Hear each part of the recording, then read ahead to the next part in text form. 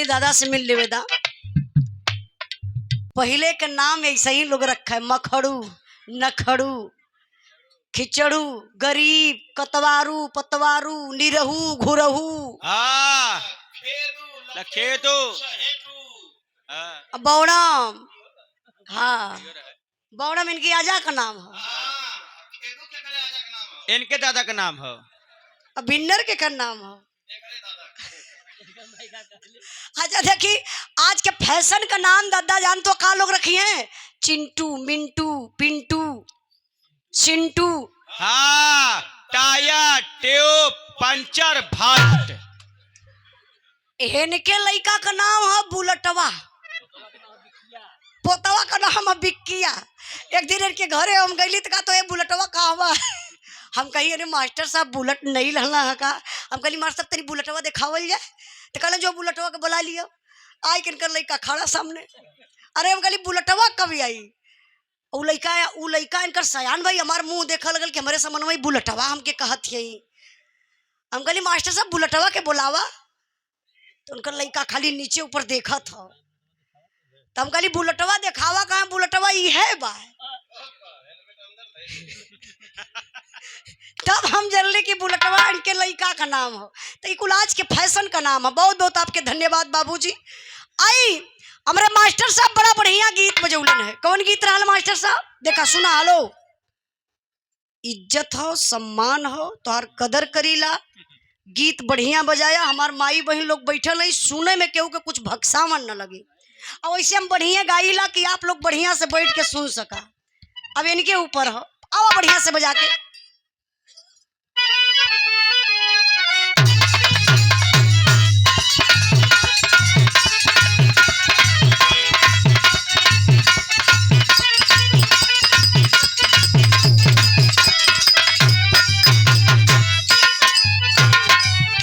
ओहो अच्छा, मास्टर साहब गीत बढ़िया बजौला। गीत एकदम साफ सुथरा बा, कोनो नई नई दुल्हन रहल और नया नया ओकर ड्रेस रहल। अरे कपड़ा पहिरी और का पहिरी। अच्छा वो कपड़ा में बेचारी के जो ब्लाउज का डिजाइन रहल, देखा तू मर मत जाइए आज। अच्छा ब्लाउज का डिजाइन आप लोग देख लू, कितना बढ़िया बढ़िया डिजाइन। एक आध डिजाइन ऐसा रहा कि आदमी देखला तो देखते रह जाला। अच्छा गजब का डिजाइन भौजाई के पीछे के ब्लाउज का डिजाइन बा। अब वो देवर देखलस, अब देवरवा देख के भौजैया के लगल हथवा मीजे।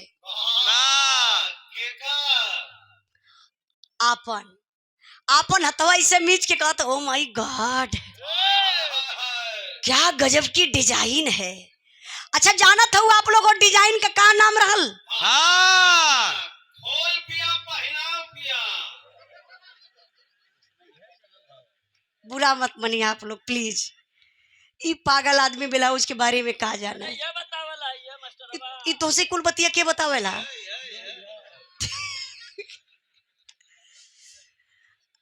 ओ ब्लाउजे का नाम रहल खोल पिया पहनाओ पिया। ई कौन मॉडल चलत था? 2026 में आला है, भेज देने ना जाना। 2027 में का भाई? पीछे से गठिया पिया। अच्छा ये नहु का अनुभव ठीक है।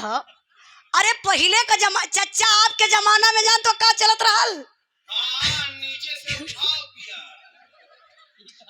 ई का कमीज नहीं प्रभु, देखा हम बताओ, देखा बतौले का तरीका खाली इनकर सही ना हो। नहीं इनकर सही ना हो, हम जैसे बताई वो सही बताई। पहले झुल्ला चले, झुल्ला आजी दादी अब वही पहनत हो, यहाँ से यहाँ ले रहे। वो कहे अच्छा देखी यहाँ से यहाँ ले पहले रहे। पहले लोग जेबा भी लगवा ले मेहरारू। अब वह धीरे धीरे कटत कटत वो ब्लाउज बन गल। कोनो लड़का देख के कहलस, का कहलस मास्टर साहब? तो से भी हमरे डर लगे थी।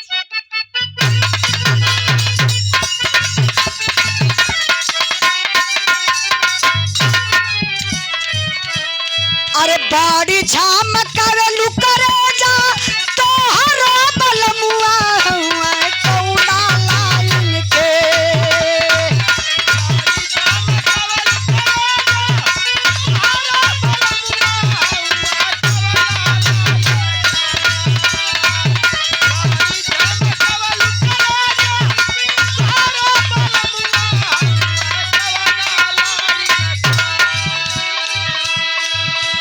अरे बाड़ी झमकावे लुकरे जा तोहरा बलमुआ हुआ कौना लाइन के। रोज रोज घूमैलू बजरिया रोज रोज घूमैलू बजरिया पहन के नया डिजाइन के।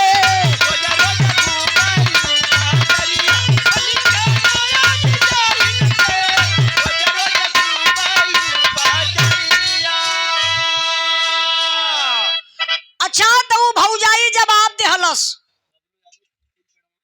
बबलू भैया तीन पेड़वा के धरती से।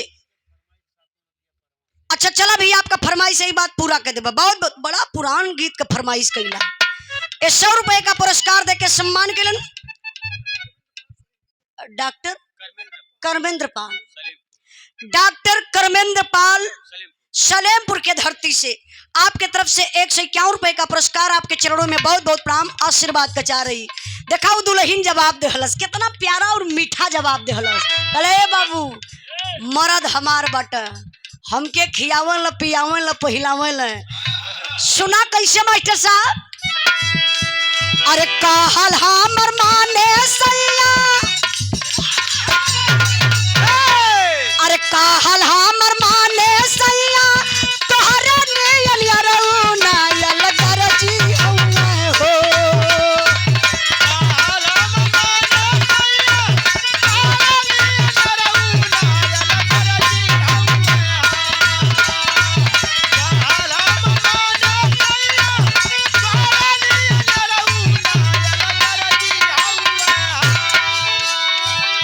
अरे कहल हमर माने सैया तोहरे नियन यारौ नायल गरजी हउए हो। चोलिया किस्म किस्म के सीन चोलिया किस्म किस्म के सीन बलमुआ गरजी हउए हो।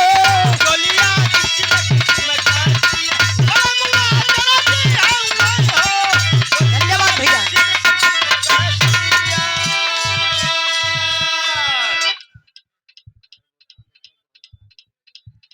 अच्छा खरबोटन दद्दा बहुत गाड़ी देल है।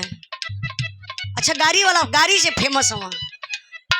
बहुत बहुत दादा के प्रणाम। 100 रुपए का पुरस्कार देके सम्मान केलन। आए मास्टर साहब आवा।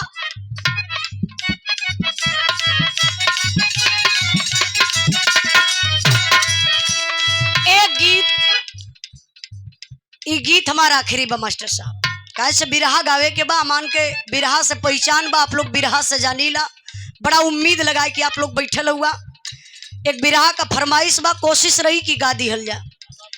देखिए कोनो लड़का लड़की में मोहब्बत हो गया। मोहब्बत चचा ए चचा चचा हो चली जाए दे कुछ टाइम तक एंजॉय कर लेवे दे। हाँ ओकरे बाद तो फिर हमान के पता कब तक मन महफिल पढ़ ले। यहाँ कोनो दिक्कत ना लगत हो। यहाँ सब बढ़िया बा। अच्छा देखिए कोनो लड़के लड़का में मोहब्बत हो गया। मोहब्बत प्यार इश्क करे के चाहिए। मोहब्बत कई प्रकार का होला। हम बताइला प्यार कोनो खराब चीज नहीं कि हमार माई बहन लोग बैठल हो। प्यार से ही जमाना चलता। प्यार का मतलब समझत हो आप लोग। माई बिटिया का प्यार इहो प्यार है बा। बाप बेटा का प्यार गवैया सुनवैया का प्यार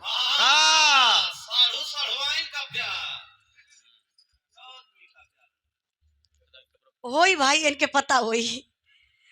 आई आई आई भाभी आई का।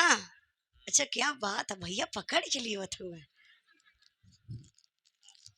यह न रिश्ता है ननद भौजाई का। अगर ये पकड़ के ना ले होता तो यही लो न होती। तो से खात रहला का। भाभी यहाँ आ जाए ए साइड, यार भैया लोग यार देख लिया।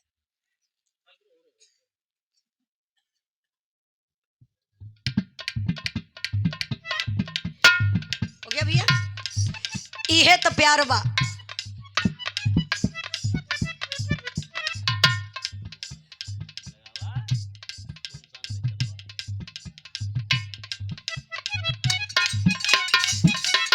देखी सुंदर पुष्पहार और एक शानदार स्टॉल, 500 रुपए का पुरस्कार देकर के आप सम्मान कैली हमारे भाभी श्री हमारे चंद्रेश भैया का धर्म पत्नी, बड़ी भौजाई माई के समान होली। बहुत बहुत आपके चरणों में प्रणाम, अच्छा लगल। और ये देखल यार राजेंद्र राजभर बरई के धरती से, बराई के धरती से 50 रुपए का पुरस्कार, बहुत बहुत धन्यवाद। अब आवा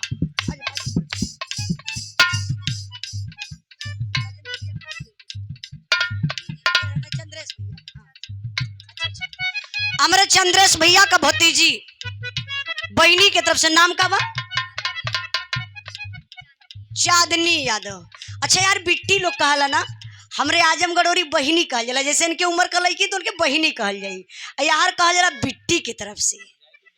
हाँ हमरे आजमगढ़ में भौजाई बबुनी कहली, यार का कहली भाभी लोग का कहली आप लोगों की? अच्छा नाम नहीं लेते हैं, जरूर कुछ का बिट्टी कहा तो हमके पता है। अरे हमारो शादी है जौनपुर में भइल ना।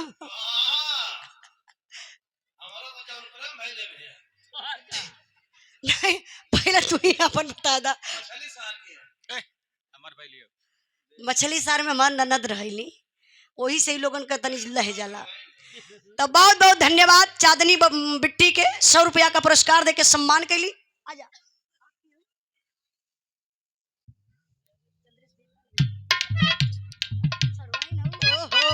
इंद्राज भाई तो सढ़ुआइन मिल गई हो।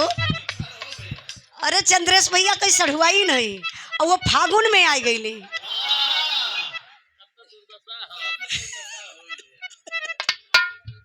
देखा हम चंद्रेश भैया के पदे जोड़त हैला, हमारे चंद्रेश भैया कहीं सढ़ुआई नहीं। चंद्रेश भैया बहुत चालाक आदमी हुआ, यही मतलब तू आप फागुन में ही कार्यक्रम रखला कि यही बहाने सढ़ुआइन भी आई है, जरूर आई है। बहुत बहुत धन्यवाद प्रणाम। सुंदर पुष्पहार और 101 रुपए का पुरस्कार देके सम्मान कैली। माता रानी रक्षा करे। हंसी मजाक में हमान कुछ बोल देला तो लिहल मत जाई भाई, बहन बिटिया केहू कहीं, लेकिन हई तो सढ़ुआइन। इंद्राज भाई नजर न लगे सढ़ुआइन के। हाँ यार, अरे यार अच्छा अच्छा सराजो के बोलौले हुआ ये आज की के हुआ दुनिया ने पति पत्नी जोड़ा मालिक बढ़िया बनौले हुआ। हाँ देखिए हमारे चंद्रेश भैया कई साला साहब हुआ, आई सरहद जी है। सुंदर पुष्पहार, एक स्टॉल और 100 रुपए का पुरस्कार भौजाई की तरफ से रहा। ईमानदारी से बतियाई। अच्छा भाई भौजाई में इतना अंतर है, देखा भाई हमार 150, भौजाई हमार, लेकिन प्यार बा, पैसा के तरफ मत जाल जी आप लोग, यह तो प्यार है। इंद्राज भाई बहुत बहुत दिल से धन्यवाद प्रणाम, आशीर्वाद बनल रहे। अच्छा ई सरहज एक आई है चंद्रेश भैया साला कैठे हो?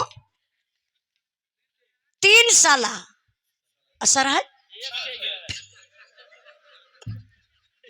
पक पागल 3 साला तो 3 सरहज रही है ना। अच्छा आई, अच्छा हम इनके बाती और ना जाइबे। कोनो गीत हमरे मास्टर साहब बजौले रहला, कौन गीत रहल मालिक?